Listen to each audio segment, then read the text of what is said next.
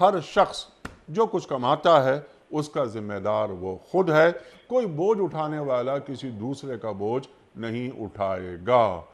ارشاد فرمائیے کہ اللہ تعالیٰ کیا فرما رہا ہے کہ کیا ہر انسان اپنے عمل کا خود ذمہ دار ہے؟ ارشاد۔ دیکھیں یہ اسی تسلسل میں ہے کہ جب جو مشرکین مکہ تھے وہ اپنی حماقتوں میں اضافہ کرتے تھے اور اپنی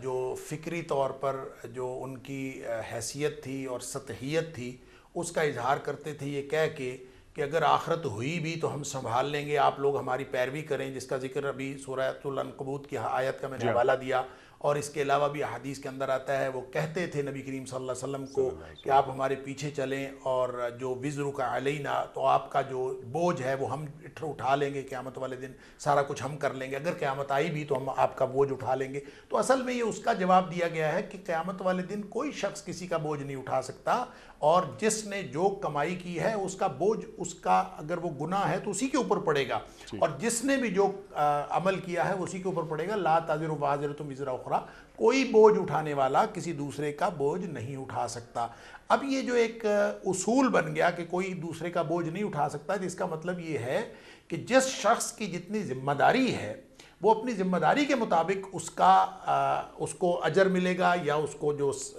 گناہ ملے گا وہ اس کے مطابق ملے گا جتنی اس کی ذمہ داری ہے، کیونکہ قرآن کا اصول ہے لا یکلف اللہ نفسا الا وسعها، جتنی اس کے پاس استطاعت ہے اتنا ہی وہ ذمہ دار قرار دیتا ہے۔ لہٰذا ایک شخص جو ہے وہ دوسرے کا جب ذمہ دار نہیں ہوتا، دوسرے کی خواہش اپنی، دوسرے کی نفسیاتی کیفیت اپنی، دوسرے کی زندگی اپنی، اس کی سوچ اپنی، تو اس کا ذمہ دار یہ شخص تو نہیں ہو سکتا۔ لہٰذا کوئی کسی کو کہے کہ تمہارا گناہ میں اٹھا لوں گا، تمہارا بوجھ میں اٹھا لوں گا، میں قیامت والے دن نمٹ لوں گا، میں یہ کر لوں گا، یہ اصل میں ان کو سمجھایا جا رہا ہے جو مشرکین مکہ کا عقیدہ تھا کہ ہمارے یہ جو، یا تو وہ اپنے آپ کو سمجھتے تھے کہ ہم کر لیں گے، اور یہ ایک جس کو قرآن کہتا ہے انہم لکاذبون، جھوٹ بکتے تھے، اور قیامت والے دن تو ان کو بوجھ اپنے بھی اٹھانے پڑیں گے اور ساتھ اور بوجھ بھی اٹھانے پڑیں گے۔